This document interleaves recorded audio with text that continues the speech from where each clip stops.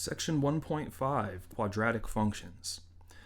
This is a really important section because this is a very, very common type of function, especially in this course because there are so many applications which involve quadratics. You know, projectiles, things happening in physics and engineering, and in business. It's really common for us to see quadratics modeling things like demand functions and supply functions. And it comes in this form. So let's have a look at the definition here. A quadratic function, y equals f of x, is a function in the form f of x equals ax squared plus bx plus c. This is where a is not equal to 0 and b and c are constants. Now graphically, the shape of this graph is called a parabola.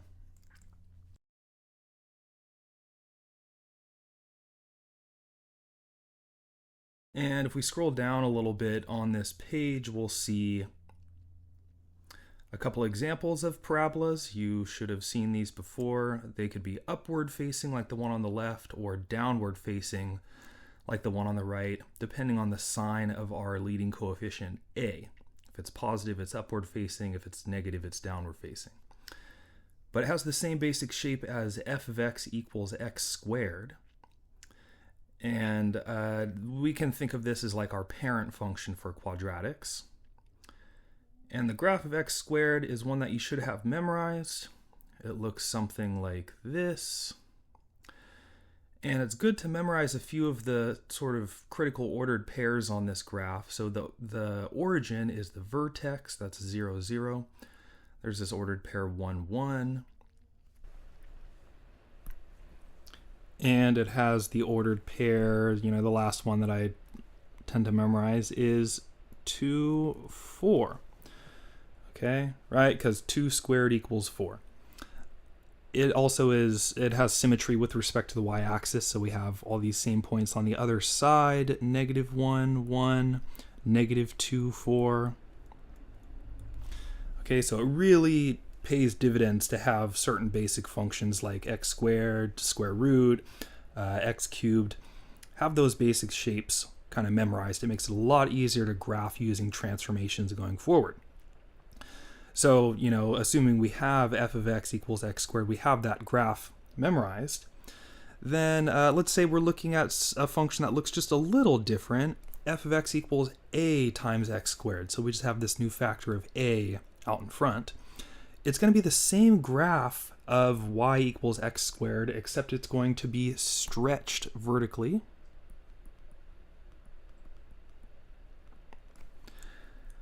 When a is greater than 1, and it's going to be compressed vertically if a is between 0 and 1. So like if a is equal to 1/2, it'll be compressed vertically.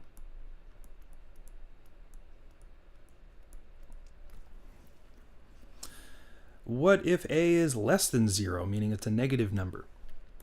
Well, if we have f of x equals negative a x squared, where a itself is greater than 0, so we know that this is a negative leading coefficient here, it's going to be the same as the graph of f of x equals a times x squared, except reflected in the x-axis, meaning it's going to go from upward facing to downward facing. Okay, it'll still go through that origin 0, 0. All right, and then the graph of ax squared plus bx plus c, it's going to be the graph of ax squared just with horizontal and or vertical shifts.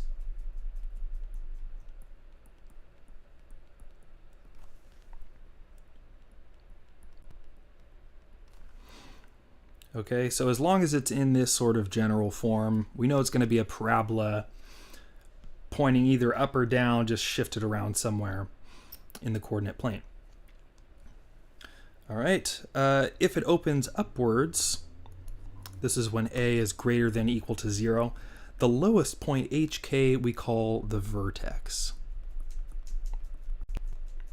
Okay, so looking at this picture over here, the vertex is just that lowest point down there. And if it opens downwards, meaning it has a negative leading coefficient, then the highest point is going to be the vertex. All right, and then the line h equals k is what we call the axis of symmetry.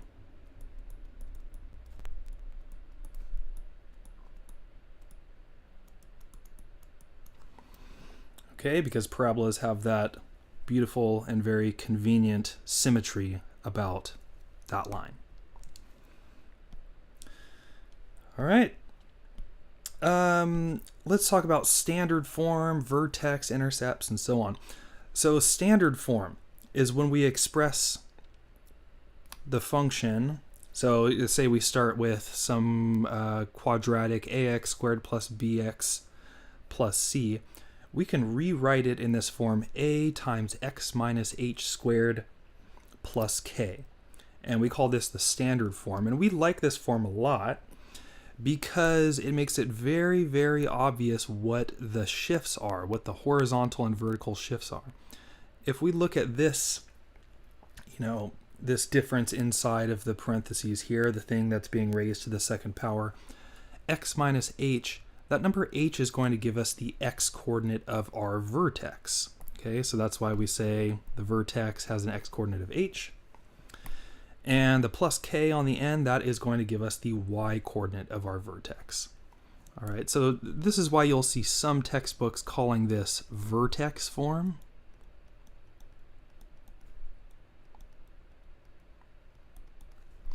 So don't be surprised if you see that. It means the same thing. We also have a nice formula for finding the vertex. If you don't have your function in that standard form and you don't want to get it in the standard form, and you just have it in this form, which we call the general form. I know, very subtle difference in terminology there. If we have it in general form, we can use a, b, and c, or really just a and b, to find the vertex. H, which is the x coordinate of the vertex, is going to be negative b over 2a. So we can find that by just using these two numbers, a and b. And to find the y coordinate of the vertex, just simply plug h into f. Because k, that y coordinate of the vertex, it's just the output of the function associated with the input h. So we don't really need to memorize anything here. It's just like all we need is the input. All we need is the x coordinate of the vertex, and we can plug into the function and get the y coordinate k. Okay, kind of zipping through this stuff here. Let's talk about intercepts.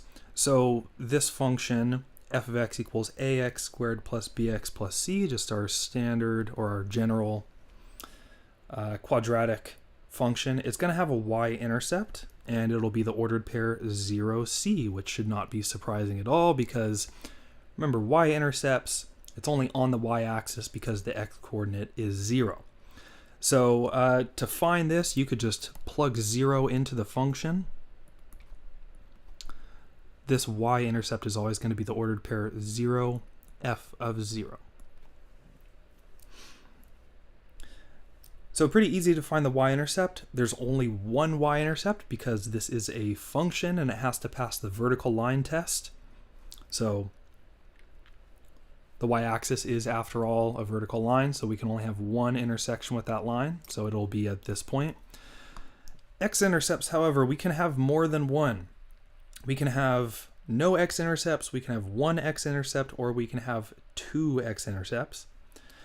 And we can solve for them by taking this function f of x and setting it equal to 0. All right, so this equation right here, you can solve that equation for x by factoring, or you can use the quadratic formula, which I'm sure you all have some song associated with this. But here's the formula: negative b plus or minus the square root of b squared minus 4ac all over 2a. All right. If you can solve by factoring, I recommend doing that because it's very easy to make mistakes plugging into this formula. Students are generally much better off just factoring whenever possible. But this is a good way to sort of bail yourself out if you don't have a nice factoring approach. Okay, I'm dying to get to an example. Let's look at example 1. Consider this function f of x equals negative 2x squared plus 5x plus 3. This is very clearly a quadratic function. I have an x squared term, an x term, and a constant term. What I want to do is I want to find intercepts, vertex, and I want to graph the function as well. So let's start with intercepts. How about? Let's start with the y-intercept. That's the easy one. The y-intercept is always going to be the ordered pair 0, f of 0. So 0, and then plugging into the function, we'll get negative 2 times 0 squared plus 5 times 0 plus 3. But that's all going to simplify down to 0, 3, right? Because those first two terms are just going to go to 0. So there it is. We already have 1 point on our graph. I'm not going to plot that right away. I want a little more information because I'm not sure how I'm going to set my scale on the x and y axes. So let's get a little more information before we start putting stuff on the graph. Let's find the x-intercepts now. So to find the x-intercepts, we want to set the function f of x equal to 0 and solve for x.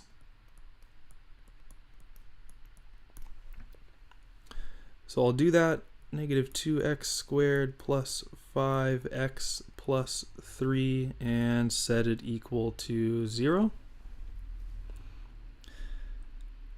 Okay, let's try to factor this. So factoring methods, I like the diamond method, or whatever people like to call this. I don't know why they call it a diamond method, it's just an x. But what we do here is we multiply a times c, so multiply negative 2 times 3, I'll put negative 6 up here, and I'll put 5 down in the bottom, that is the b term, or the b coefficient.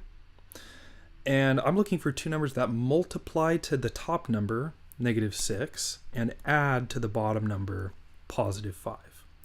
So what two numbers are going to do that? I think positive 6 and negative 1. Yeah, those will do it. So check it out. What I'm going to do is I'm going to split the middle term. And splitting the middle term, I only have to do this when the leading coefficient is not 1. If instead of a negative 2 we had a 1 there, this process would be a bit quicker. We'd be able to jump straight to the factored form with these two numbers, 6 and negative 1. But since we don't have a 1 there, we have a negative 2, we have to split the middle term. So check it out. We'll have negative 2x squared plus 6x minus 1x plus 3 is equal to 0. So see how that 5x right there, I split that up to plus 6x minus 1x. Notice that if I take those two terms and just add them back together, combine like terms, it gets me back to that 5x. So just verifying that this is allowed. Now the next step is I'm going to factor by grouping, so I'll group the first two terms together and the second two terms together. And I'm always sure to keep a plus sign in the middle. Very important that we have a plus sign in the middle. And I'll pull out any common factors from each of these pairs. So the greatest common factor between negative 2x squared and 6x is negative 2x, I think would be good.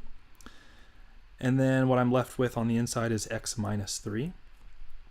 And now pulling out the greatest common factor between these two terms, I'll just pull out a negative 1. And then I'll have x minus 3 equals 0.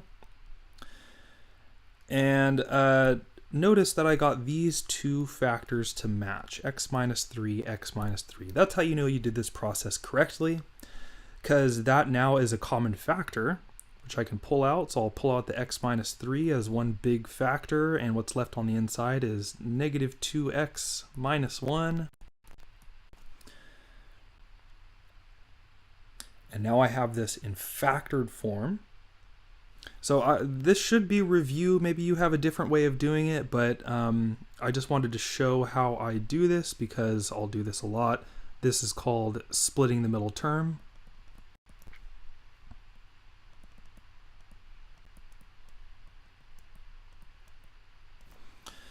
This is a very Googleable, YouTubeable term here, split the middle term. If you want to see more examples of this being done, they're out there. You could also ask me and I can show you again, or I could refer you to good resources to practice your factoring. But factored form is great because now I can just set each of these factors equal to 0.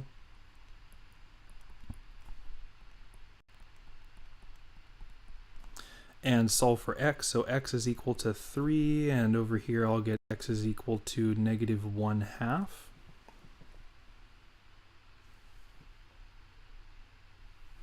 So this gives me a couple of x-intercepts, right? Because I was solving for x to find the x-intercepts of this graph, so here they are. 3, 0, and -1/2, 0.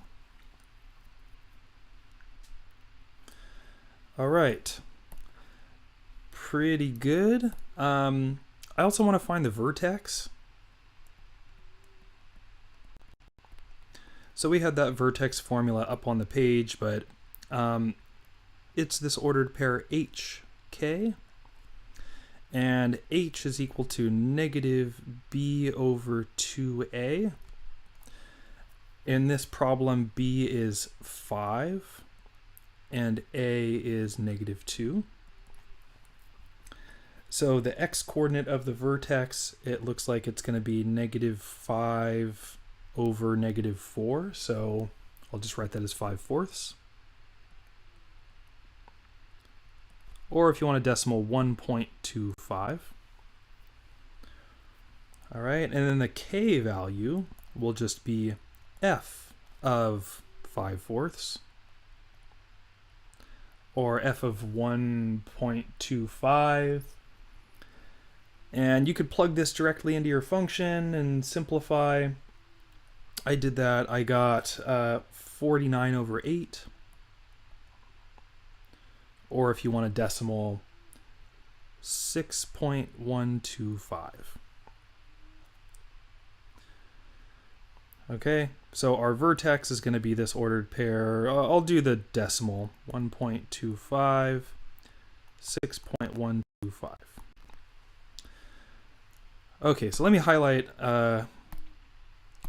maybe in a different color, all the important stuff that I got here. So I have this y-intercept, I have this x-intercept here, I have a second x-intercept here, and I have my vertex here. So now I can go to my grid here and I can graph. Let's see, how do I want to set my scale? I think that I might count by 0.5. So let me just zoom in here for a second. I want to let each of these little squares be 0.5 units. So what that means is if I'm just counting by ones, it's going to look like this. 1, 2, 3, 4, 5.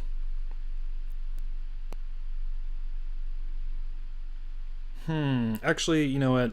Let me, because I'm looking at my vertex, I have to get to 6.125. So maybe I'll count this way. I'm just going to go a little off the page. I'm sharing with you my sort of like real-time considerations when I'm trying to come up with the graph of something. So there's 6, and then that would be 6.5 right there. So 1, 2, 3, 4, 5, 6. Okay, and I'll count the same way along the x-axis. So each little square represents a half of a unit. All right, so when we're graphing, we're and we have to set our scale, it's like we're trying to make all these little compromises and negotiations to make it so that our graph, all of the important features are present and sort of easy to visualize in the space that we're given. So let's do it like this. Let me plot that point, the vertex 1.25, 6.125. So 1.25 on the x-axis is like right here. 6.125 is going to be up here. So here's my vertex. And then I have a y-intercept at 0, 3. I have x-intercepts at -1/2 and what was it? +3. And a nice thing is, given the symmetry of this graph, right? Parabolas are symmetric. They have a line of symmetry. I am going to have this point right here. But, I think it would be good to do like a little table of values just to fill in any gaps that you might have. I might plug in 2 into my function. So that would be like -2 times 2 squared plus 5 times 2 plus 3.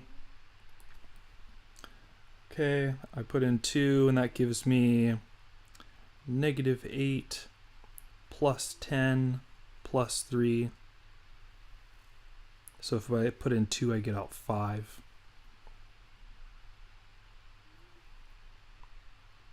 So I'll plot that point up here. Okay, we can always do a table of values. When in doubt, you could plug a couple points into the function and just generate a few more ordered pairs. Right, so here's that ordered pair that we just generated. 2, 5. But at this point, I'm pretty confident sketching in this curve, just giving it the shape that I know parabolas have.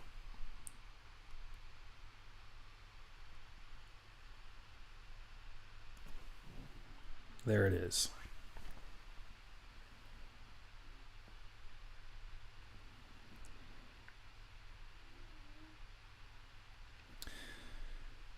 Okay, really good. We can check our answer using our graphing calculator. So graphing calculator is going to be a super important tool in this class. So let's do that. So I'm going to go over to my calculator in a second.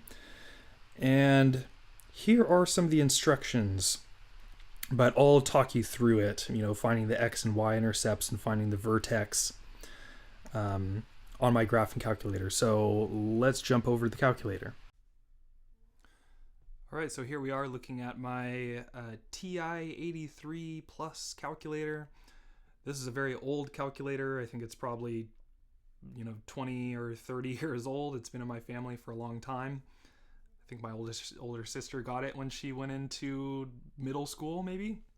So you don't need a fancy new calculator. These old ones do just fine. Let me show you how I use it to check my work from that problem that we were just doing. So it's turned on, I hit the on button. If I hit the y equals button, this is where it gives me a place to type in my function. So that's what I did. I typed in -2x squared plus 5x plus 3, which is the function that we were looking at. One important thing to note here is when I typed in -2x, I used this button down here, this negative button, not this minus button. They're not the same thing. You will get an error if you hit minus instead of negative for that negative sign there. I know this is the case with the older calculators. Maybe it isn't with all the newer ones, but just something to watch out for. Before I graph this, hit that window button. And what this gives you is sort of where in the coordinate system you're going to see the graph. the standard settings are from -10 to 10 on the x-axis, so x min and x max. That just tells you, how far to the left are you going to see, how far to the right of the origin are you going to see along the x-axis. So -10 to 10 is where we're going to see. X scale, you can leave that as 1. I always just leave that as 1, I think, at least in this class. Y minimum and Y maximum, same idea, except we're talking about, which part of the Cartesian coordinate system are we going to see from the sort of vertical perspective, how low and how high. So from -10 to 10 is what we're going to see. Y scale can be at 1, X res, everything else is, can be at 1. Now I'm going to hit graph. Let's see what we get. Okay, looking pretty good so far. So I hit the graph button, and here's my, I can see from -10 to +10 along the x-axis, -10 to +10 on the y-axis. So there's that viewing window we were expecting, and then there is the graph of our parabola. So visually it looks pretty good.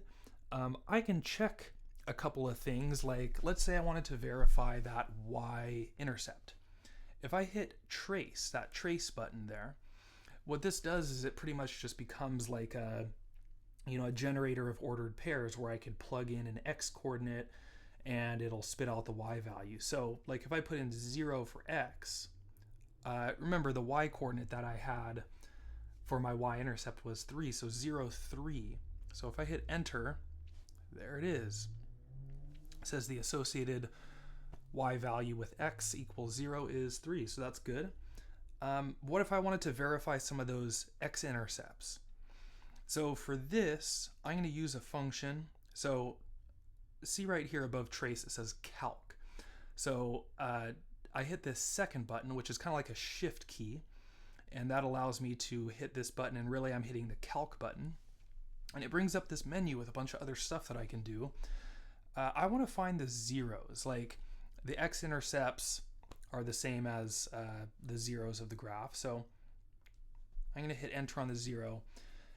And it gives me a couple of prompts. It says left bound. So let's say that I'm wanting to find that 0, that x-intercept, which was, we found it to be at x equals -1/2. So what this function does is it searches for x-intercepts. So when it says left bound, it's saying move the cursor a little to the left of the x-intercept. So I just did that, and I'll hit enter. And it says right bound, that means move the cursor a little to the right of that x-intercept. So there it is. I hit enter, and see how now it has this little domain that it's going to search in between. And then the next prompt is guess. That just means move the cursor somewhere close to the x-intercept. So there, that's good enough. I hit enter, and look at that. It gave me this ordered pair -0.5, 0. That's great. That confirms, that verifies that x-intercept that I found at -0.50. All right, so you could do the same thing for that other x-intercept. Just when it asks for a left bound, right bound, you're going to be sort of instructing the calculator to be searching closer to x equals 3. The last thing that I wanted to show you is how can we verify our vertex, right? That highest point of the graph. Well, let's go back to the calc menu. So hit second, calc, and the way that I can find that vertex is, remember the vertex is defined as the maximum value of the quadratic function, given that this is a downward facing parabola, we have a -a value. So really the vertex is just going to be the maximum of that function. So go down to number 4, and it's going to help us find the maximum. Very similar set of instructions. I'm trying to find this vertex there. So left bound, let's go a little to the left of that vertex and hit enter. Right bound, I'll go a little to the right of the vertex and hit enter. So now it has this little range here that it's going to search within and find the maximum. And then I just move my cursor close to the vertex, for my guess, and I hit enter. Okay, and this is looking pretty good. The x value is 1.25 with a bunch of zeros and a 3 on the end. This is just a little rounding error. This calculator is not using the vertex formula. It's doing things in kind of a different way, where it's running a bunch of little calculations, and it'll have these little rounding errors at times. So this is still considered a success, even though I see that little error of 0.00003 at the end. The y-coordinate looks good too. 6.125, that's exactly the y-coordinate that we found, or the k value, the y-coordinate of our vertex. So this is how you could use your calculator to graph your function, and then use some of the functions, some of the things from the calc menu or the trace function to verify some of those answers that we found algebraically. And again, here are just these instructions, the things that I talked through, using the zero function to find the x-intercepts, trace function to find the y-intercept, and that maximum function to find the vertex.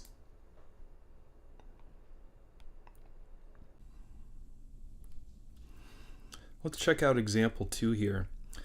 We want to describe in words how the graph of f of x equals negative x plus 6 quantity squared minus 4 can be obtained by transformations of y equals x squared, and then sketch the graph. So the approach that we are instructed to use here to come up with the graph of this function f is transforming what we call the parent function. So the parent function in this case, the parent function is y, or I'll call it p of x. That's something that I do a lot of times. Just the parent function p of x equals x squared. So we should have this graph kind of memorized. I drew this one out earlier in this section. It has 0, 0, it has 1, 1, it has 2, 4, it has 3, 9, right? Just square whatever the x value is, and that gives you the y value. We have this nice symmetry about the y-axis, and I'll just sketch it in dotted line like this. This is obviously not our answer. This is just the parent function. So yeah, that is p of x equals x squared. This is one of our toolkit functions. That's what our textbook calls it. And what we're asked to do is to transform this graph, or use transformations of functions to come up with the graph of f of x. All right, so looking at f of x, there are a few features of this expression that stand out to me. This value out here, this is like our a value, and a is equal to -1. And what that tells me is going to happen is there's going to be a reflection over the x-axis. So this is actually going to be a downward facing parabola. That's one of the transformations that will occur. Looking in here, this x plus 6, this is going to cause, and you might remember this, or you ought to remember this from your pre-calculus class or from your college algebra class, this will cause a horizontal shift. Okay, so this is going to shift us, turns out 6 units to the left.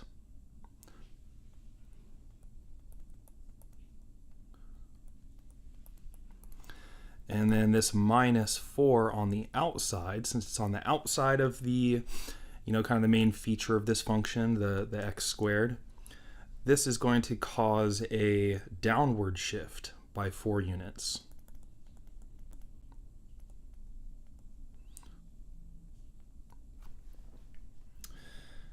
Okay, for the horizontal shift, this part right here, it says x plus 6. You might expect it to be shifting 6 units to the right, but it's actually to the left. It's kind of the opposite of what you think. However, this -4 on the end, if it's on the outside of the parentheses, outside of the, being raised to the second power, if it says -4, that means down 4. So it's kind of intuitive. But let's look at, let's write out the actual transformations in order.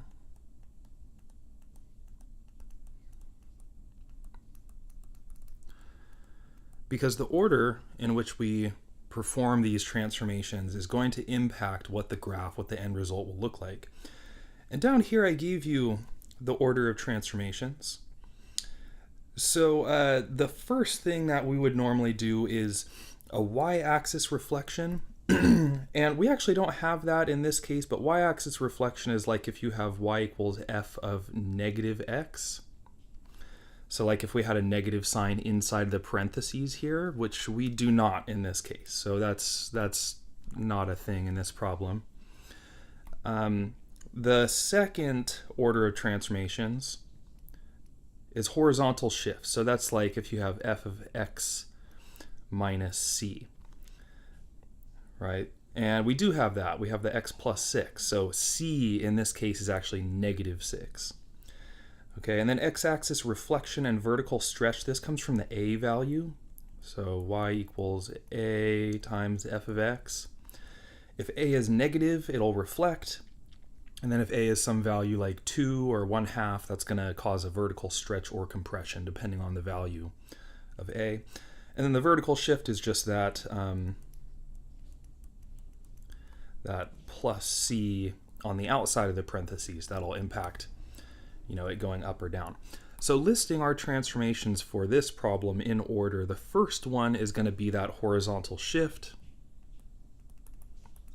So we'll shift 6 units to the left.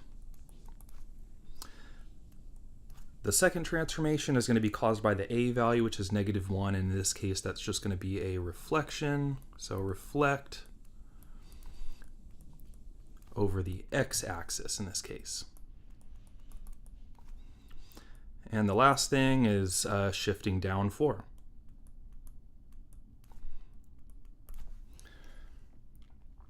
So let's see what this looks like. We'll just do it one step at a time. And how about I'll kind of color code this in the way that I did up here. So the first thing we're going to do is shift 6 units to the left. So let me just take my picture and go 1, 2, 3, 4, 5, 6 to right here. And notice that I'm just taking each of those reference points that I drew on the graph earlier, and I'm just shifting each of those 6 units to the left. So that's after performing that first operation. Okay, and now after that we want to reflect over the x-axis. I used red for this. So okay, reflect over the x-axis. Now it's just downward facing. So I'm just transporting each of those ordered pairs directly to the other side of the x-axis, and we get this kind of picture. And the very last one is we shift down by 4 units. And I'm just going to sketch this in black, and I will fill in the curve this time. I'll draw a solid line, and we'll get a graph that looks like that. So there is f of x. Okay, so this is a really valuable skill. It allows us to graph really quickly. We don't have to mess around with a table of values at all. I really don't feel like taking 2 and adding 6 to it and squaring it and multiplying it by -1 and then subtracting 4 and then doing that again with 3 and doing it again with 4. Like table of values is just too much work. So transformations of functions, something you should be familiar with.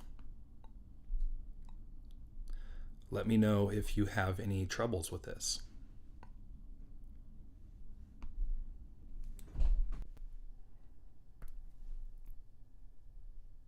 For example 3, this is another classic business application, kind of like that break-even analysis problem. You'll see stuff like this all the time. Let's read through it. It's determined that when X hundred units of a product are produced, they can all be sold for a unit price given by the demand function P equals 60 minus X dollars. At what level of production is revenue maximized, and what is the maximum revenue? Okay, so we want to maximize revenue in this case. I understand the desire to do that. Let's read through these units again just to be extra cautious. So X is hundreds of units. All right, so that's going to be top of mind as I work through this problem, making sure I understand my answers and the units of my functions that I come up with. And this P, this 60 minus X, that's measured in dollars, and that is the unit price. So really that's like dollars per unit. Okay, and we want to know at what level is revenue maximized and find that maximum revenue. So we aren't given a revenue function here, so it makes sense to start out by finding the revenue function. So let me just define that real quick. Let's let R of X equal, this is going to be the revenue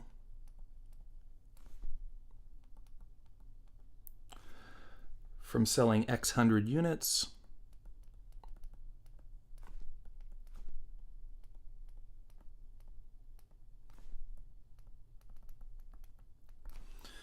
okay. And finding the revenue function, if you recall from the first section of this note packet, it's just X times P of X. And I don't even really have to memorize that because I just think to find out how much money I'm making, it's like how much does each unit cost and how many units am I selling, right? You multiply those two numbers together. If you buy 4 oranges for 25 cents each, your revenue is $1, right? 4 times 0.25. So let's see what we get here. X times and then P of X. I have this nice little linear function for P, 60 minus X. Okay, and that looks pretty good. You could leave it in that form. You could also rewrite it. You could distribute through that X. So I'm going to write it like this.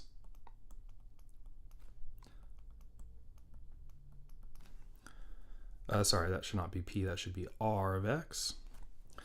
So I just distributed through this X and switched the order of those first, of those two terms. And the reason I'm writing it in this way is to make very clear that we're looking at a quadratic, right? Negative X squared plus 60X. So we have a quadratic function. And graphically, what's going on here, and we're not asked to graph it, but I find that it's really helpful to have it in mind. The way that this graph is going to look is it's going to be a parabola. This negative sign out in front, the negative X squared, our A is equal to -1, it's going to be a downward facing parabola. Okay, so the graph is going to look something like this. This is not precise at all, it's just a sketch. So that's our function R. So we can see that the revenue varies as we increase production, and we're trying to maximize our revenue. So what I'm after is this point up here, and we have a name for that point. That's called the vertex. All right, so really what this problem is about is finding the vertex, and fortunately we have a nice little formula for the vertex. So we want to find the vertex V, and remember this is the ordered pair H, K, where H is equal to negative B over 2A. That's a little formula you should have committed to memory. And what is B and A looking at this problem? Well, A is that leading coefficient -1, and B is whatever the coefficient on X is. So it's going to be negative 60 over 2 times -1. All right, there's B, there's A. And this simplifies, this simplifies down to a very nice number, positive 30. So H is 30, and then remember K, this is just F of h, right? Once you have an x coordinate, just plug into the original function and that will give you the y coordinate, k. So negative 30 squared plus 60 times 30. I did that and I got 900. Oh, and let me correct this. Actually, it's not f of h. This is r of h. We're plugging into our revenue function. And I would love to talk about units real quick, just because, okay, so we've found that the vertex is 3,900. So maybe I'll put a little red box around that. What are the units of 30? What are the units of 900? Well, 30 is like an x coordinate, and x is hundreds of units. So 30 hundred units.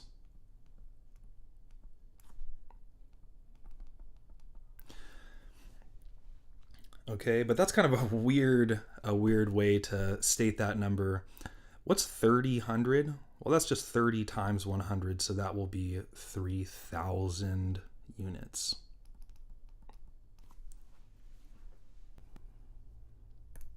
Now, how about this 900 here? So this one's a little bit trickier. So 900 is the revenue, so I know it's going to be some amount of money, right? You might think dollars, $900, but we need to be careful here because remember revenue, where this came from, you know, this was R of X, which was X times P of X. And this X was hundreds of units. Like if we look at the units of each of these two factors here, this is hundreds of units. And then the P of X is dollars per unit.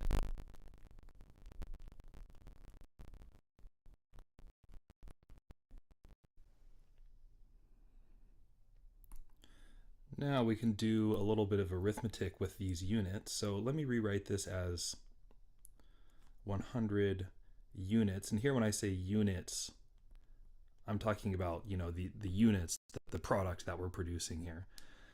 Not to be confused with the units of, you know, like what each of these functions or variables represents. We also call those units.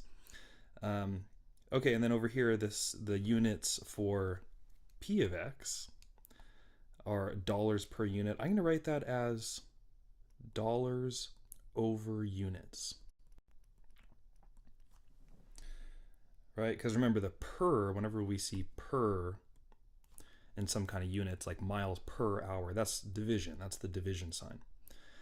Okay, so I can write this 100 units over 1, and notice that we have units in the numerator and the units in the denominator. Those cancel out. So this all simplifies down to, there's the 100 left over times the dollars. Okay, so that's why up here,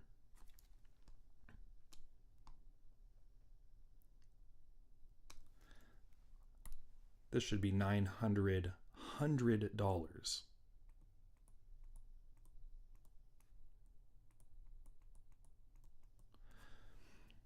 Okay, so this revenue function that we were talking about up here, that we've been working with in this problem, the units of that revenue function, the output, is not just dollars. It's not just dollars. It's actually measured in hundreds of dollars. So this 900 that we got out, this isn't $900. This is actually $900. But again, that's a really weird way of describing that number. Let's just do 900 times 100, so we get $90,000.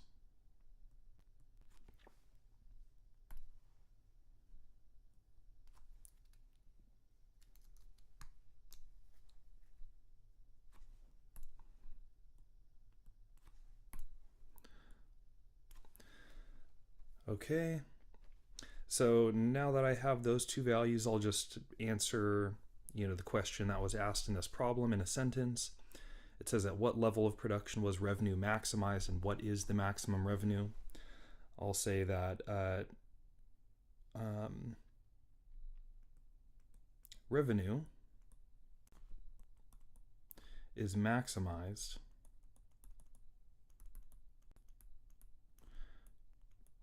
at $90,000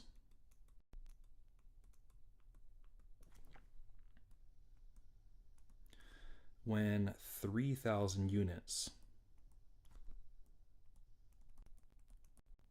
are produced.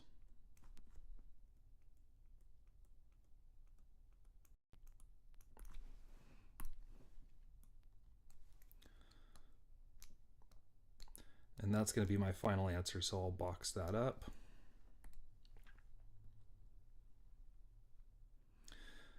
Now, if you were working on this problem, maybe you would have caught that the 30, that's measured in hundreds of units, so really that's 3,000 units. If you had missed this, multiplying the 900 by 100, and you only ended up with $900 here, you could do kind of a sanity check, because remember, R of X, this is the revenue, and it's just the number of units that were sold times the price per unit. So when we think about, R of 30, like we evaluated earlier in the problem, really what this is this is saying, what's the revenue of selling 3,000 units? And the price per unit, that's just P of 30. So 60 minus 30, like this is the price. So really this is like 30 times P of 30. Okay, so it's like we're selling 3,000 units at a unit price of $30. So this is the amount of money we should actually be making.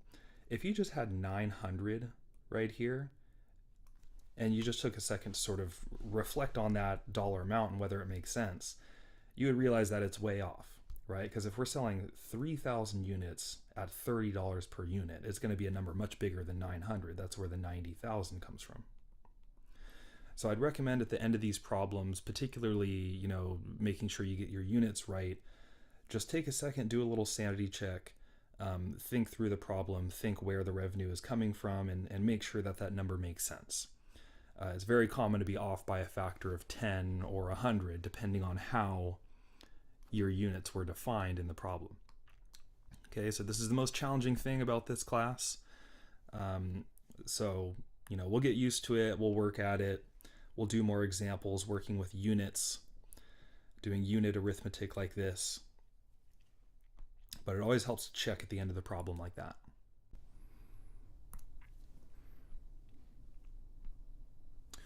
This next problem I like a lot, very common in pre-calculus classes, and we're going to see problems like this a lot later in this class where we'll be applying the derivative to help answer questions about this type of physical application. In this problem, we have a ball and it's projected directly upwards from an initial height of 75 feet with an initial velocity of 112 feet per second. That's what this unit is, feet per second. The ball's height can be modeled using the equation or the function h of t equals negative 16t squared plus 112t plus 75. So initial observations reading through this, first of all, of course, the units are really important. It looks like our measurement of distance is going to be feet. Our measurement of time is going to be seconds. So just looking at the units of the numbers that are given to us in the problem can tell us about the units. That's, of course, going to be important when we give our answers. And how about this function, h of t? This is the height of this ball that's being projected upwards.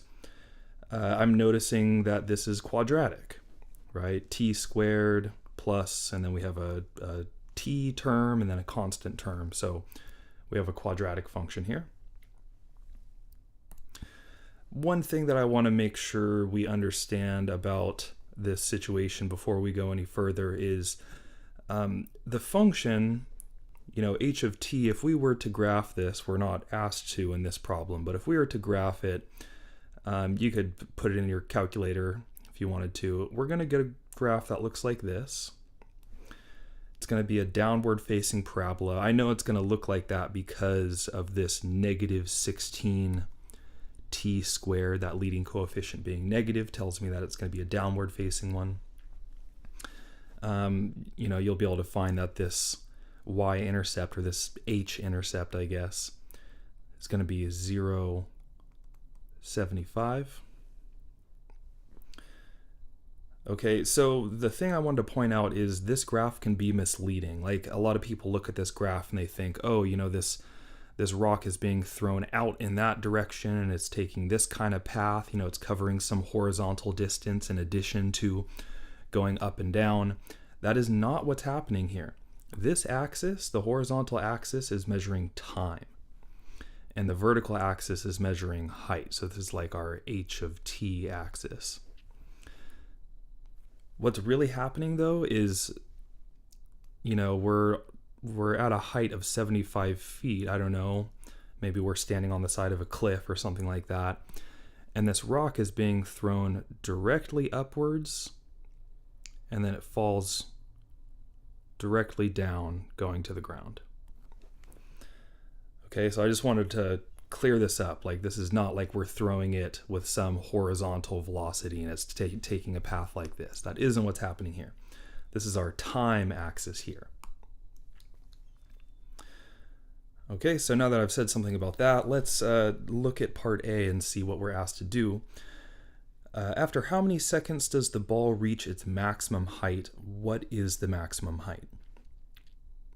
So we haven't officially actually graphed this or anything, but thinking graphically, what point are we being asked for here?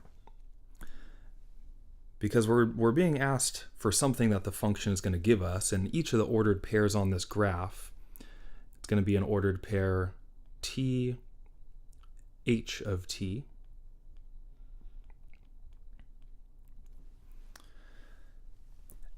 So we're being asked about when it reaches its maximum height. So since the y-coordinate, or that second coordinate of the ordered pair, gives us the height, whichever height value is the largest, that's the point that we're trying to look for. So that, of course, would be the vertex. That'll be that sort of highest point on the graph. So we want the vertex, and that's going to help us answer this. And it'll actually answer both of the questions for part A, because the t coordinate will give us the answer to the first question, and the h coordinate will give us the answer to the second question. So we want to find the vertex.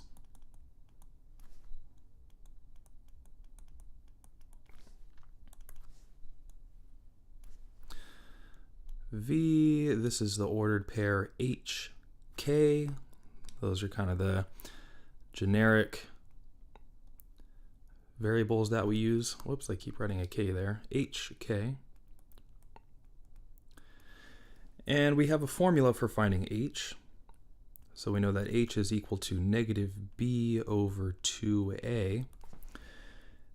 And our function h of t is already in that general form, so this should be pretty easy. B is just going to be the coefficient for the t term, so that'll be negative 112, that's negative b, over 2 times a is negative 16. That's our leading coefficient. And you can simplify this down. I just used my calculator. I got 3.5. And then to get k, remember k is just going to be, take that h value and plug it into the function. It's just going to be, in this case, h of 3.5.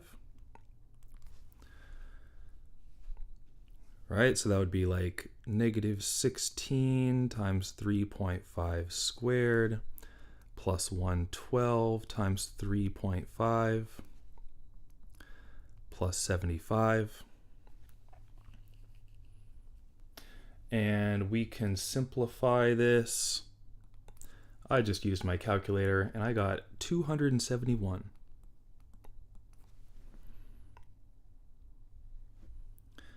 So the ordered pair that we found is this: 3.5, 271. Okay, and a quick side note, I'd recommend typing this into your calculator just to make sure that you get the same number as me. Calculators can be kind of tricky.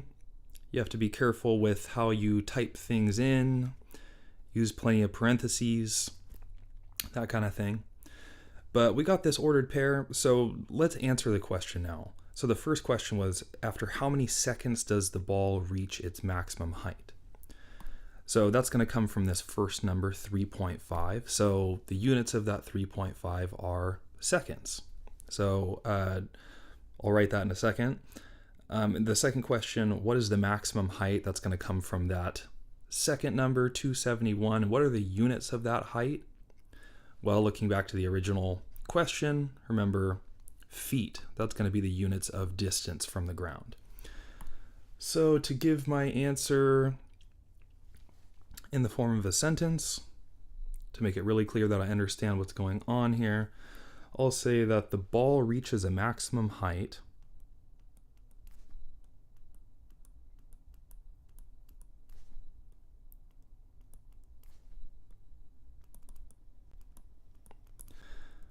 of 271 feet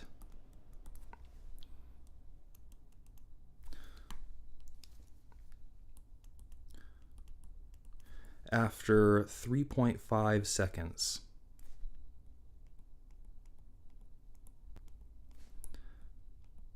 Has passed.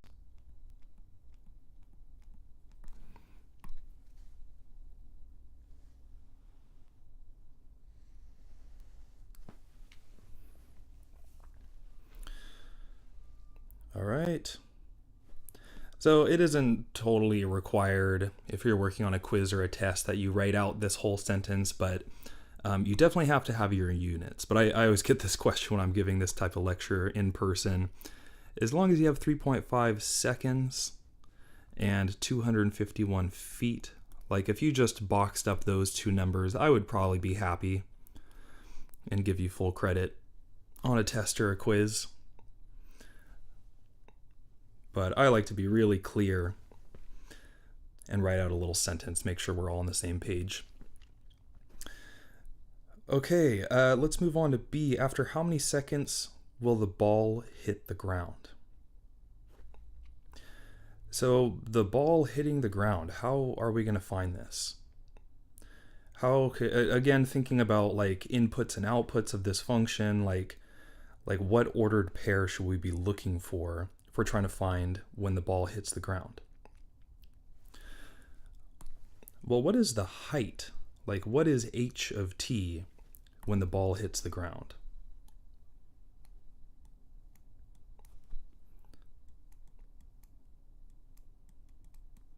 This is going to be when h of t equals 0, right? Like when the height of the ball is equal to 0 feet.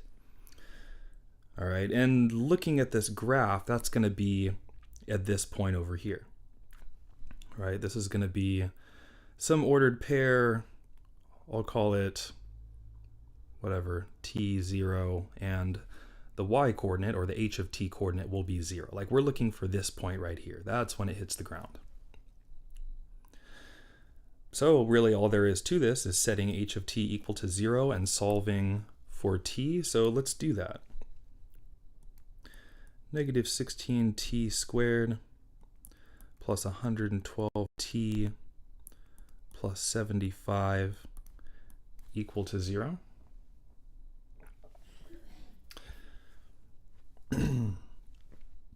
So how do we solve this type of equation? Well, it's quadratic, so we could solve it by factoring. We could use the quadratic formula. We could complete the square. I don't think we want to complete the square on this one. How about we try the quadratic formula? Because if I try to solve by factoring, I'd be multiplying negative 16 and 75, and that would go up top, and then I would have 112 down here. The numbers are kind of big here. I don't have common factors that I can pull out. So I'm thinking that's going to be kind of difficult. Let's try the quadratic formula for this one.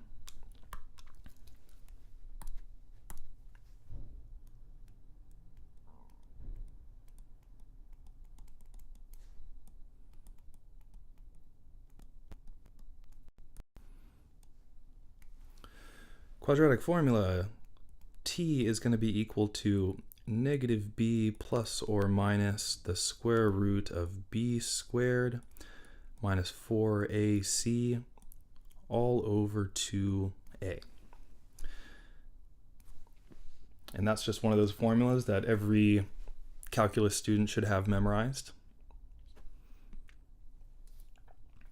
So let's plug in the values that we have. So this is going to be negative 112 plus or minus the square root of 112 squared minus 4 times negative 16 times 75. So that's 4ac divided by 2 times a.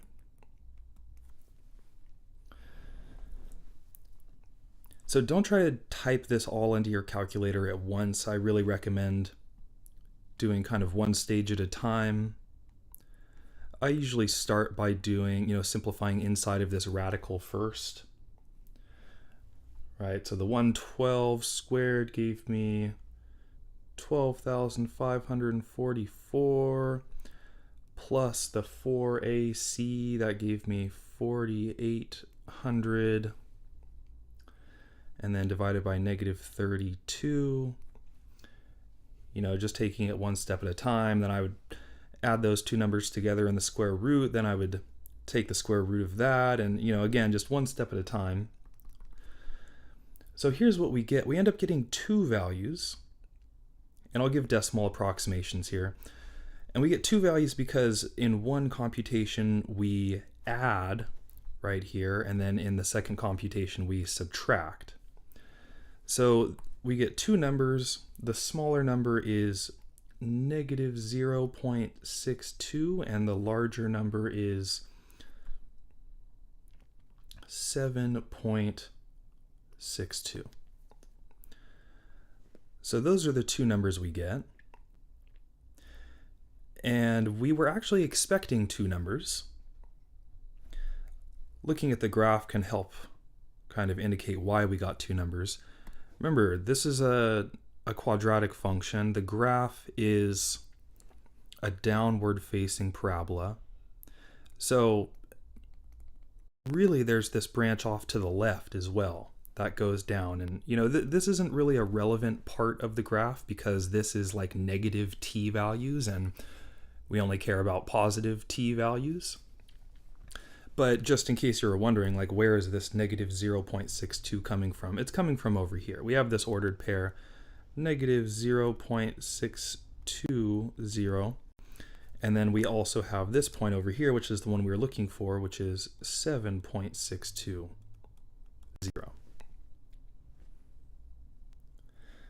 So yes, this is a valid solution to solving this quadratic equation up here.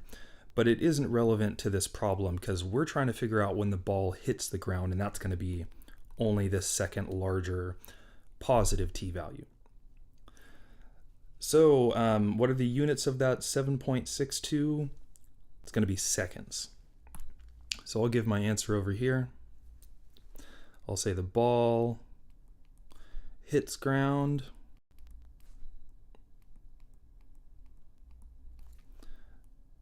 at 7.62 seconds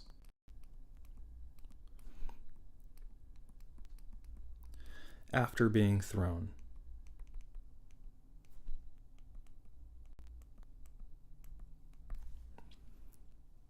And I'll box that up.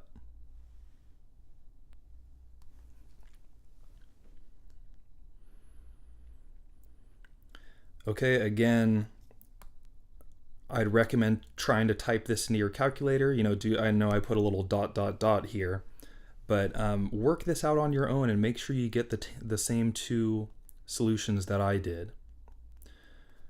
Okay, because I hear it all the time in office hours where students are not getting the same answer as me that I am in lecture, and oftentimes it's a problem like this where we have some kind of computation that we're doing and we're doing a lot of stuff on the calculator, and there's just so many little places that you can forget to put parentheses and it changes the sign or whatever. Like there's a lot of things that can go wrong at the level of the calculator. So please do this. Don't just trust yourself that you know what's going on with this little ... here. Work it out. If you have problems, let me know. I'd be happy to talk about it in office hours.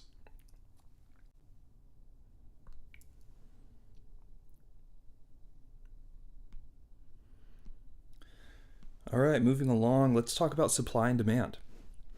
The law of supply and demand states that in a competitive market environment, supply tends to equal demand. When this occurs, market is said to be in equilibrium. Thus, market equilibrium occurs when d of x, our demand function, is equal to s of x, our supply function. A shortage is when demand exceeds supply. So this happens when our d of x is greater than our s of x. And a surplus occurs when supply exceeds demand.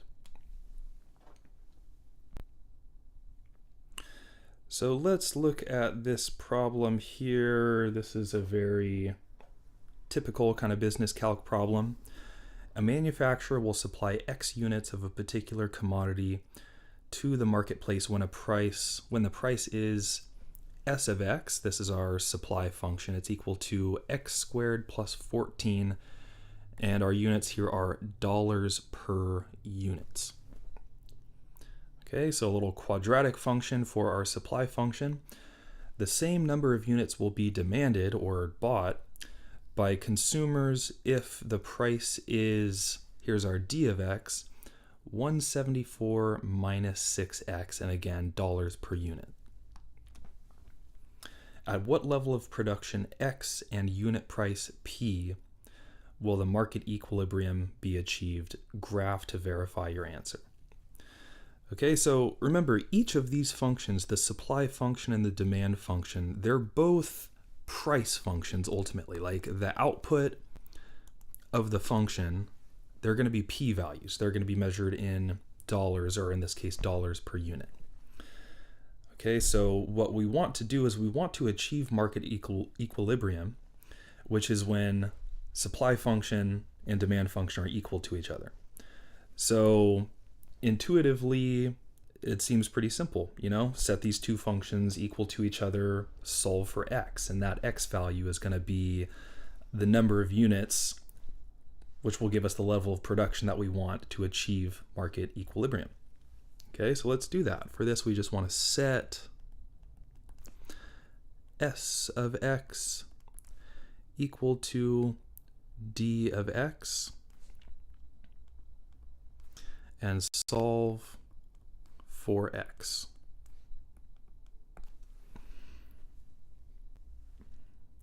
Okay, so yeah, for these market equilibrium problems, I'm just thinking like balance. We're trying to achieve balance between supply and demand. So take those two functions, set them equal to each other, and that'll give you the x value that we want. So our supply function is this quadratic x squared plus 14, and this is equal to our demand function, which is 174 minus 6x. So how are we going to solve this equation here? So I can tell that it's a quadratic equation because, I have x squared. That's the highest power on x.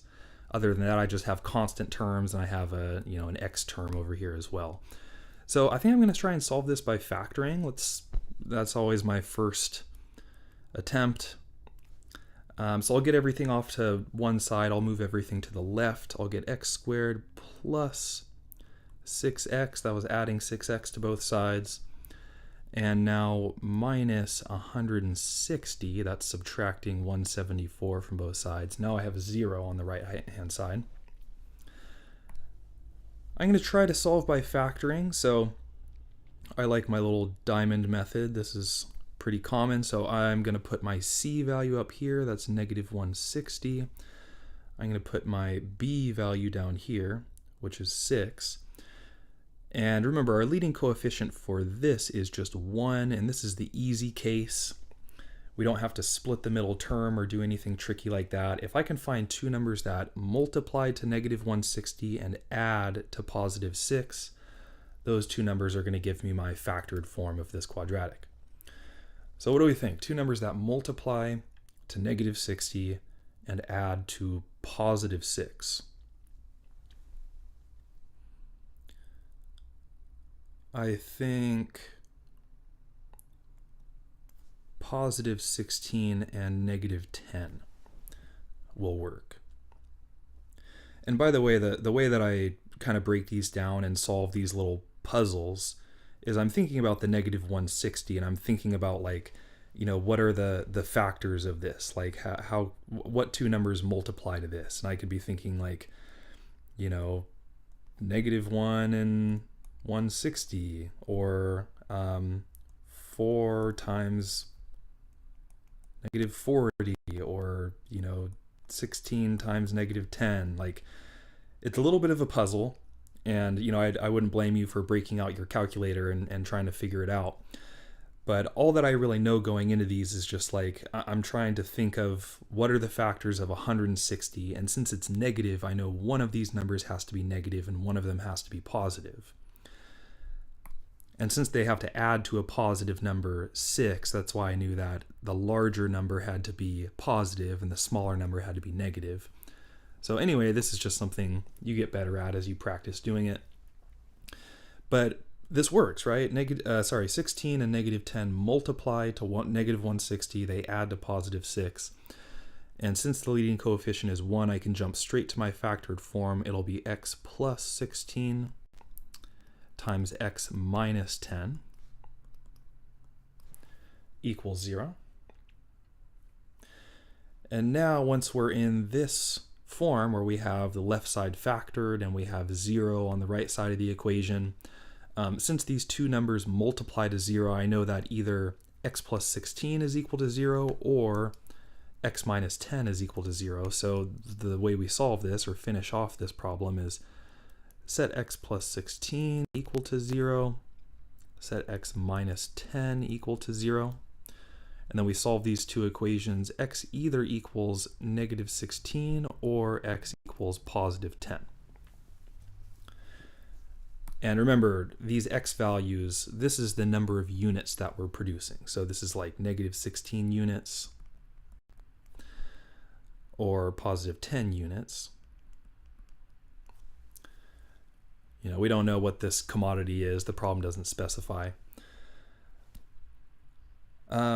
So one of these values does not help us.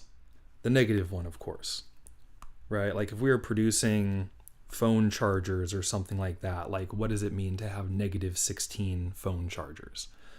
That doesn't make any physical sense at all. So we just disregard this answer and we take this one.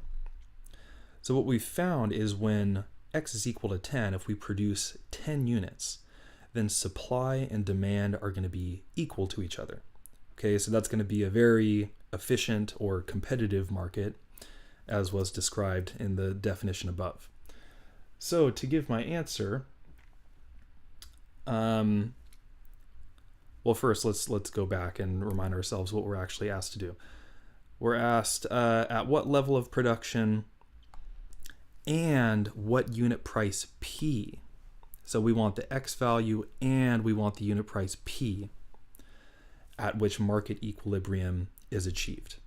Okay, so we have part of our answer. We know that 10 units is the level of production. Let's figure out what the price is. So to find, I'll write this out, to find P,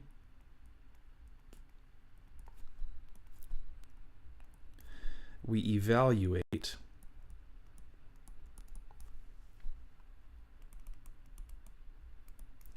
either S of 10 or d of 10. And that will give us our p-value. So it doesn't matter whether we evaluate s of 10 or d of 10 because we already found out that 10, that's the value of x for which these two functions are equal to each other. So we're going to get the same number no matter which function we plug into. So I'll just plug into the easier one, which I guess is, I don't know, they're both not too hard. I'll plug into s, how about? So s of 10 is going to be 10 squared, what was it, plus 14. 10 squared is 100. So 114. And what were the units of this output from our supply function? It was dollars per unit. Dollars per unit. Okay, if you don't believe me about the s of 10 and d of 10 being the same number, you could plug into d of 10 and you'll find that you'll also get 114. So let's answer the first question here. I'll say market equilibrium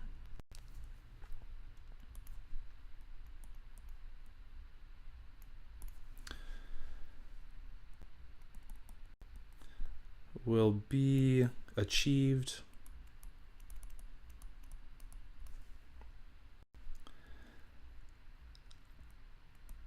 at 10 units for a price of $114 per unit.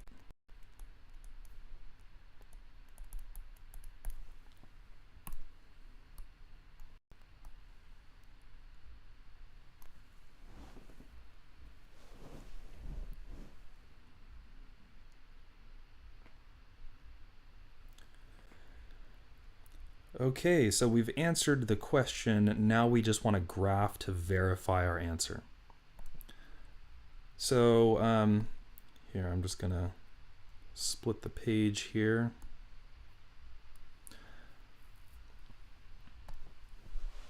So the two functions that I want to graph, s of x, which is x squared plus 14, and then how about in purple, I'll graph d of x, which is 174 minus 6x. I'm going to write it as negative 6x plus 174, just because this is a linear function. So, you know, this is our m right here. That's our slope. That is our b, just putting it in slope-intercept form. And for graphing s of x, this is a quadratic function. Thinking about transformations of functions, this is just a quadratic shifted up by 14 units. So I can get these graphs without too much work. The tricky thing is figuring out how I should set my scale on my different axes. So this is going to be down here my x-axis, and this is going to be my p-axis. So I have to figure out, you know, what am I going to count by on my x and p axes.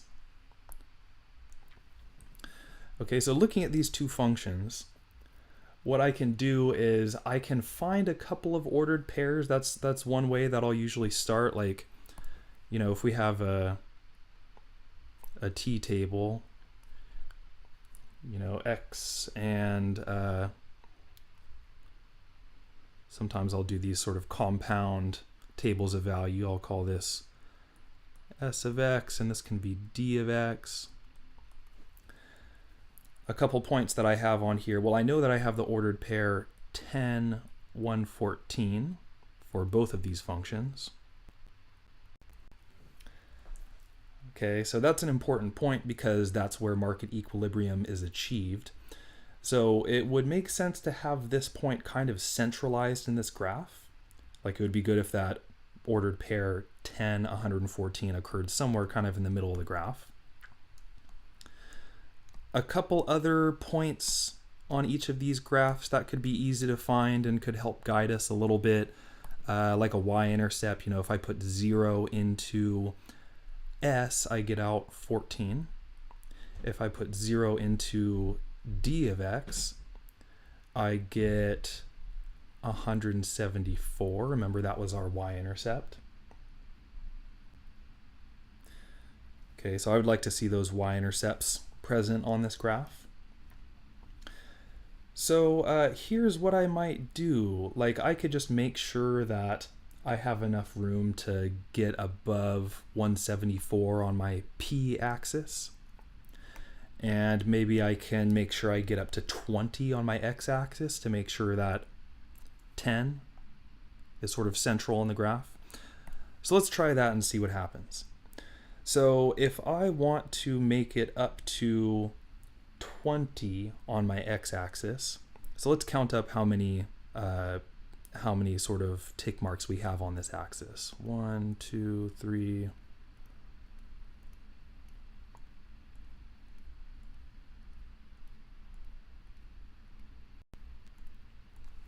I have 20 exactly.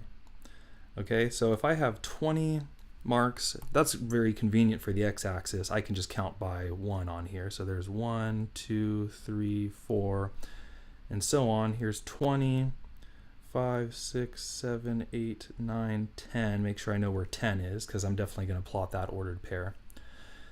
Now for the p-axis, let's say that I want to make it up to 200.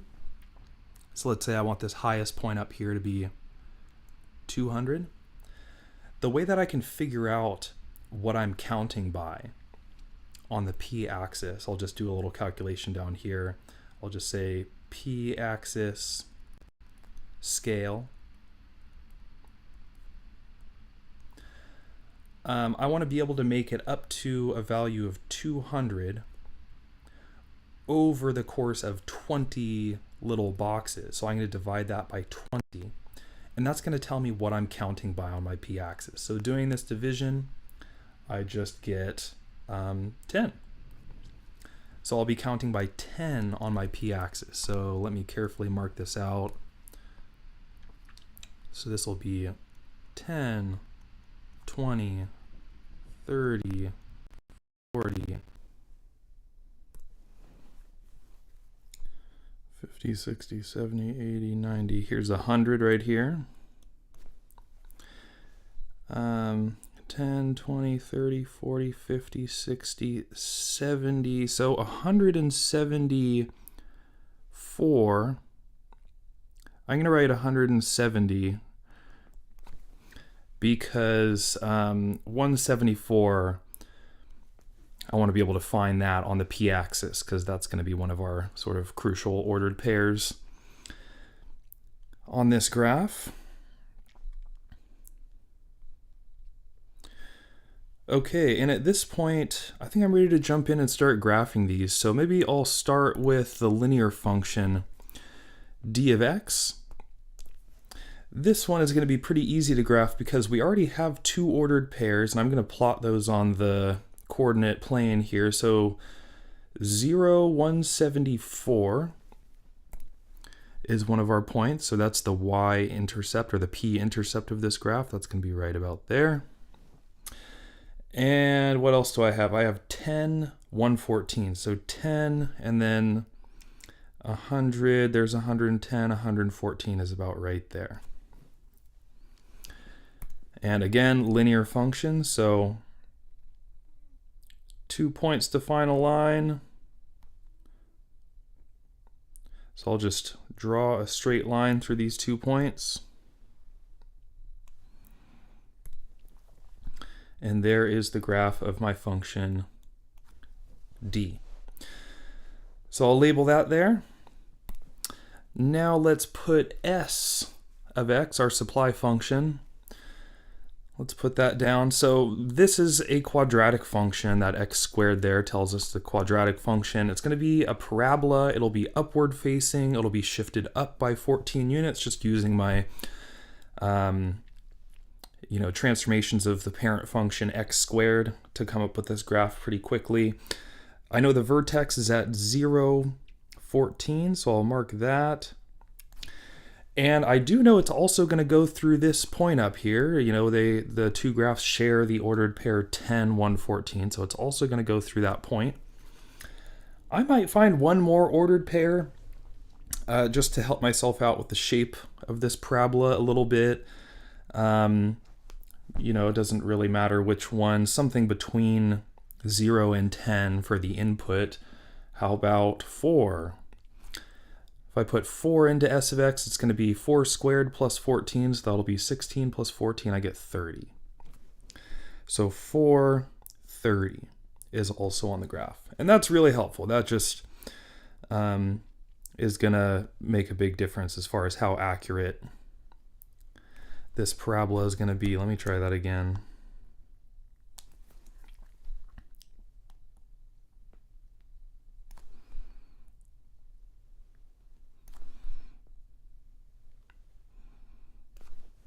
Okay, and there is the graph of S.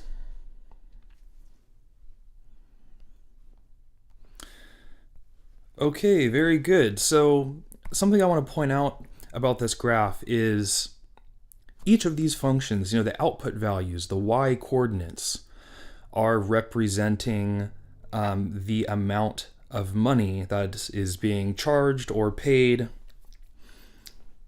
And these two graphs intersect at this point right here. I'm going to highlight that. So that is where market equilibrium is achieved. This is the point where supply equals demand, and this is what we're trying to aim for. This means that we're priced competitively and our business is efficient, and you know, we're getting as much money for this product as we can without negatively impacting demand. Now, I want to talk about these two regions of the graph, the first one being to the left of x equals 10, and the second one being to the right of x equals 10, looking along our x-axis. So to the left of x equals 10, what is happening in this region of the graph? Well, we see that the purple line, the demand, is above the blue line, which is the supply.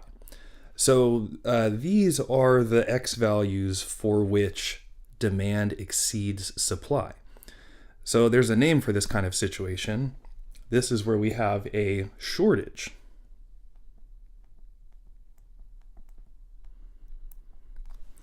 Okay, at a level of production where x is between 0 and 10, we're going to see that demand exceeds supply. Okay, so consumers are demanding more than the producers are able to produce. This is where we have a shortage, okay? And that's not a good thing. We want to be able to meet demand in our business. How about to the right of x equals 10? What's going on in this part of the graph? We have the blue line shoots above the purple line. So supply exceeds demand in this part of the graph. What does that mean?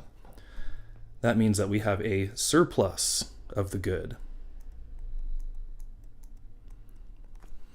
Okay, again, not an efficiently run business if we're producing way more of this product than consumers are willing to purchase.